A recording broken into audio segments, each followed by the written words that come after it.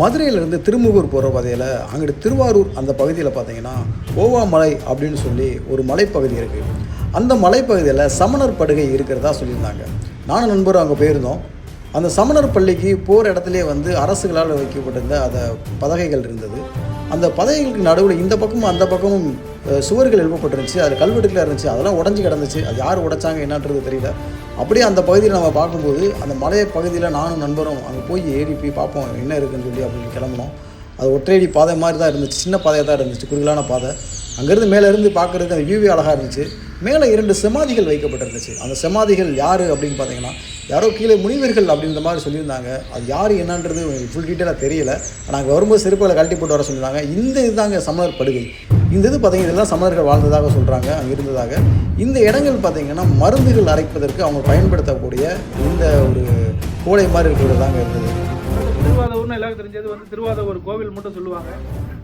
அதற்கு மேலே இங்கே இருக்கக்கூடிய மலைகள் பூவா மலை அல்லது கோவா மலைன்னு குறிப்பிடுறாங்க இந்த வரலாற்றில். இது கிட்டத்தட்ட கிமு 2ஆம் நூற்றாண்டை சேர்ந்த கல்வெட்டுகள், பிராமி கல்வெட்டுகள் இங்கே பொறிக்கப்பட்டிருக்கு.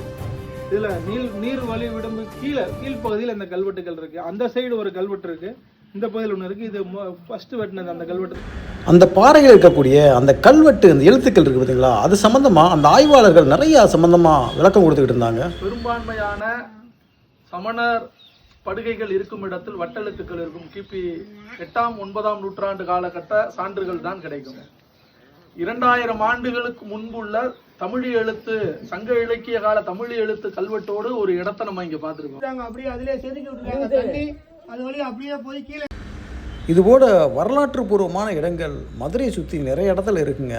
இந்த இடங்கள்லாம் நிறைய இடங்களில் மறைக்கப்பட்டுக்கிட்டு தான் இருக்குது. இந்த இடங்களே தடம் தெரியாமல் அழிச்சிருக்காங்க, பாறைகள்லாம் உடச்சிருந்துருக்காங்க.